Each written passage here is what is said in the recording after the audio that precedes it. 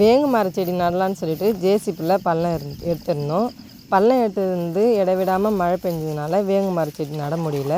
டிராக்டரில் ஓட்டலான்னு சொல்லிட்டு பார்த்தாலும் ஈரமாக இருக்குது. ஈரமாக இருந்ததுனால ஓட்ட முடியல.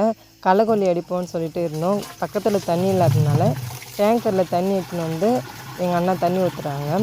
எவ்வளோ தூரத்துலேருந்து எடுத்துன்னு வந்து ஊற்றுறாங்கன்னு பாருங்கள். எங்கள் மாமா மருந்து அடிக்கிறாங்க. வாங்க பார்க்கலாம். எந்த அளவுக்கு களை இருக்குதுன்னு சொல்லிட்டு நீங்களே பாருங்கள். அதனால தான் செடி நட முடியல. இந்த களை சாவறதுக்கே 1 வாரம் ஆகிடும். வேங்கு மர செடி நடும் போதும் அடுத்த வீடியோ போடுறேன்.